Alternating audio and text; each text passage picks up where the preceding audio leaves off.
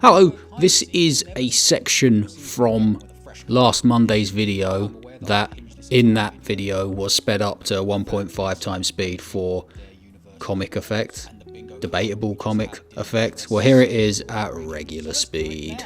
Here is every instance of the Yu-Gi-Oh! Rules going out the window in Yu-Gi-Oh! R number 2.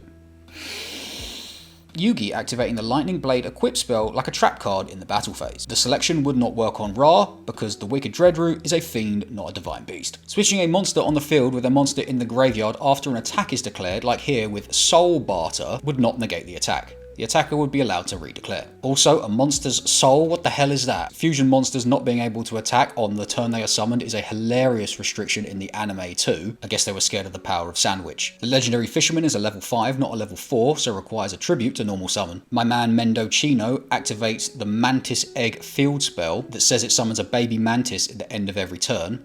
He proceeds to end his turn, and nothing happens. Joey summons the legendary fisherman again without tribute, and then changes its battle position after summoning it, something he shouldn't be able to do until next turn. Joey then ends his turn, and the Mantis Egg field spell, again, does nothing. Then it decides to wake up and summon a baby mantis in what I'm guessing is Mendocino's standby phase or main phase 1. Scapegoat does not force you to attack one of the goat tokens summoned by it. Mendocino should be able to redeclare and attack legendary fisherman like he originally wanted to. Again, Mantis Egg does not trigger in the end phase like it says it does, instead triggering in one of the earlier phases of the next turn. Swordsman of Landstar is not a level 4 monster, despite this cross shift saying it can only summon level 4 monsters. Jinzo does not destroy trap cards on summon. It does not destroy any cards. It negates the effects of trap cards and prevents them from being activated, you know, like it says on the card right here. A Mantis Egg could do one at this point. Shield and Sword is not a quick play spell card and cannot be activated in the battle phase. This written effect of Time Machine and the subsequent game state it produces is so mental that there's no point in even breaking it down here. It's all kind of wrong, just take my word for it. Mantis Egg has stopped doing anything at this point despite it still being on the field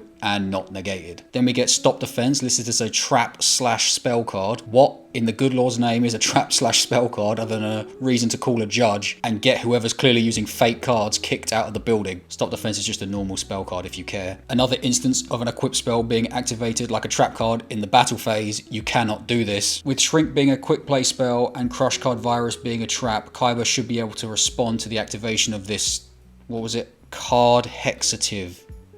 Swordstalker is a normal monster and does not have an effect, and it especially does not have a percentage-based effect. As far as I'm aware, there are no percentage-based effects in Yu-Gi-Oh! For one good reason. Percentages are complicated and really hard and can get really out of hand. Addition and subtraction is hard enough if you're not a darts announcer. Now you want to throw percentages into the mix, get out of here with that. More equip spells being activated in the battle phase, but this one is on another level. Apparently, Synchronic ability allows the equipped monster to copy the effect of another monster on the field. And Willamette here decides to choose his other monster on the field that also has an equip spell equipped to it, causing the first monster to gain the effect of the equip spell equipped to the second monster. This is not how any of this should work. And now we get the introduction of magic attacks, or should I say a distinction between normal attacks and magic attacks. Basically, when Swordstalker attacks with his sword, that's a normal attack, but when Blue Eyes shoots a beam,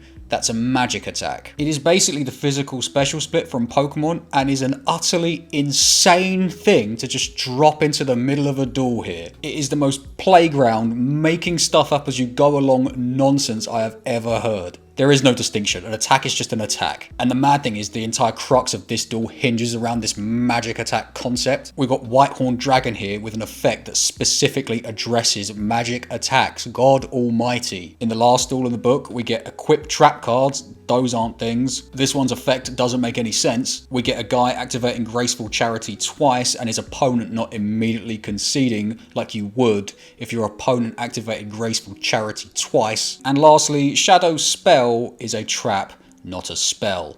I know that's confusing, but it's hardly the worst thing we've just addressed. And breathe.